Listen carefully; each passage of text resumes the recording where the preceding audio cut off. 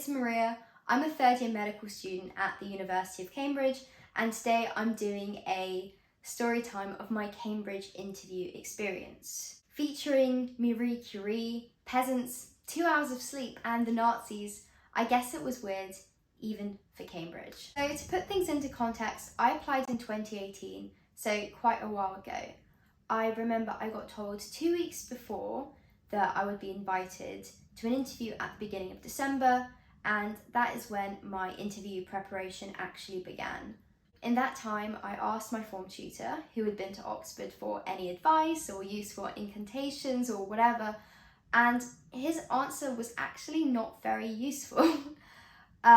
He told me he had spent the year prior to his interview reading about university level physics, and me with the prospect of an interview in 2 weeks really didn't take this very well.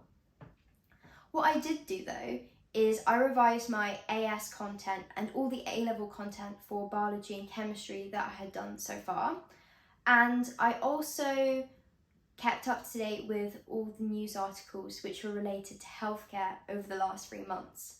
Both of these things ended up being incredibly useful.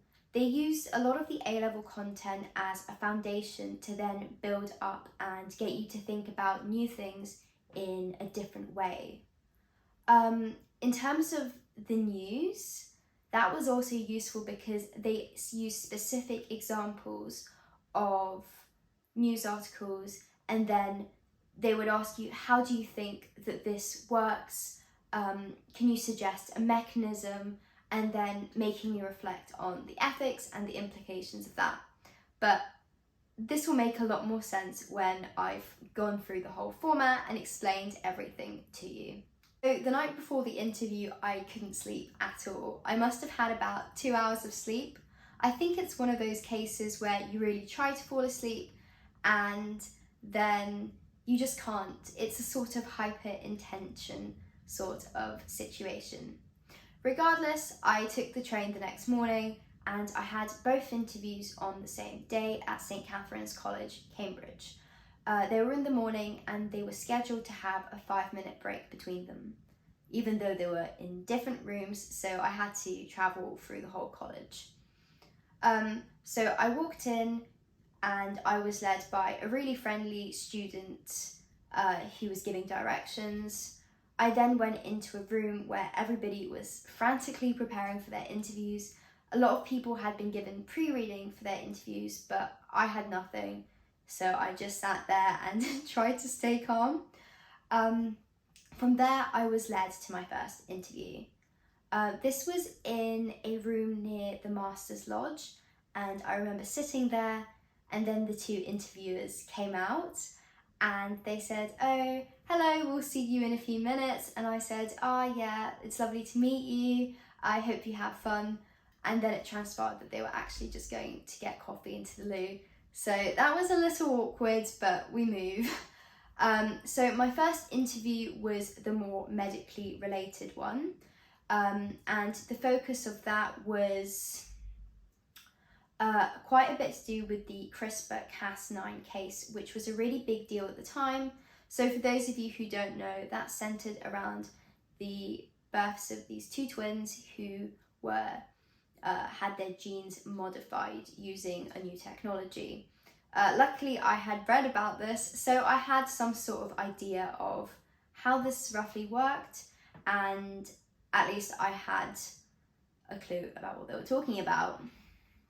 Then talked about genetic engineering more generally, using examples from A-levels, but also about the implications of that and how it could potentially be misused. So we talked about Nazi Germany, and that's something I had brought up actually, because I was studying history at the time and I knew a lot about it, and it just felt right, like it felt like it flowed quite well, and this is the best my sleep-deprived brain could muster at the time anyway. In my medicine interview, they also mentioned my personal statement at the start, and they said they liked it, which put me in a good mood. They also had a few icebreaker questions, which were about how I travelled and whether I had moved schools for sixth form, which did help to put me at ease.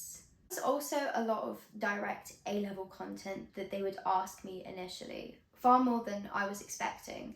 So for example, they would ask me for the molecular structure of a certain compound, and then from there I would have to combine that knowledge with other things. So there was one in the context of organ transplantation and getting you to think about how an antifreeze could work based on the structure of the molecule. We also talked about oxygen dissociation curves in general, and that was quite straightforward content, but then I was encouraged to think about that in new contexts as well. So there was a very nice progression which made me feel quite at ease. Also talked about some of the main causes of death in the world, and that's where cancer came in, as well as radioactivity, and as you guessed it, Marie Curie made an appearance as well. Second interview I was slightly less keen on. I not only had to run to get to it, but based on my notes on my phone, I was not enamoured. It was the science one, and in brackets I had written hell. The first question I actually got asked wasn't really that relevant, but they asked me why I hadn't done physics A-level. I wasn't going to say because I hated physics, because I feel like staying positive is always the right approach in an interview. Instead, I focused on why I really enjoyed history instead, and how that was actually useful and would help me in a medical degree that's got so much essay writing. However, it did kind of feel like I was getting grilled for not having done physics.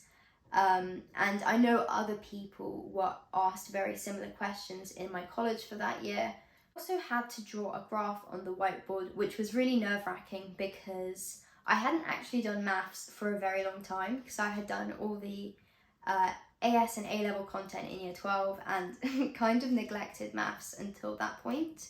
So it was kind of scary, but I think the main thing to do is to approach it logically, and even if you don't know the answer outright, you plug in numbers into the equation and you have some sort of thing to show.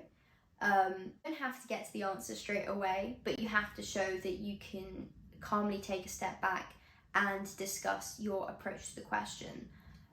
There's this whole thing of talking out loud, and I think that's really important, because otherwise it's a bit like going to an exam where you have to write an essay and not writing a single word.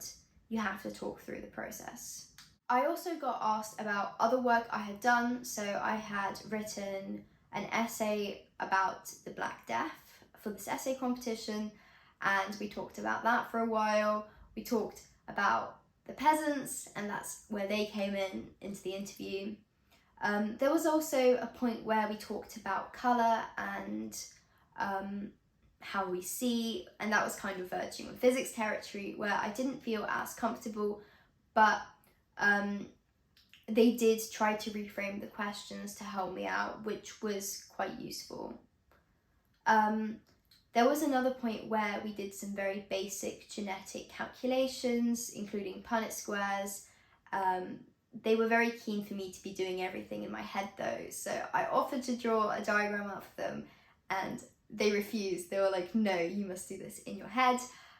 So that's what I did. But that all seemed okay. Side note, the other medics in my college got asked very similar questions to me at the interview, and I think this is often the case when you're applying to the same college for the same course in the same year. They didn't really veer into as many wacky topics as I did though, so I think that might have been me and my sleep deprivation kicking in at that point.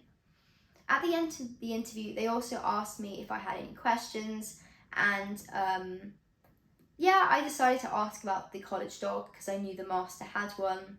Unfortunately for me, it turns out that the dog had been hit by a horse in the face a few days earlier, so it was actually a bit of an awkward question at the time.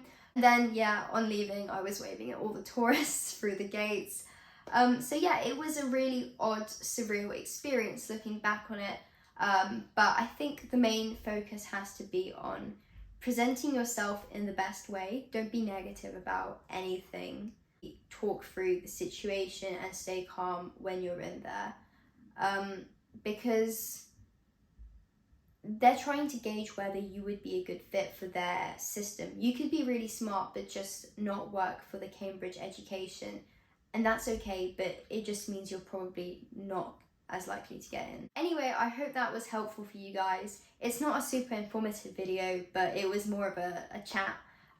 Yeah, I hope that was interesting, and I hope to see you in the next video.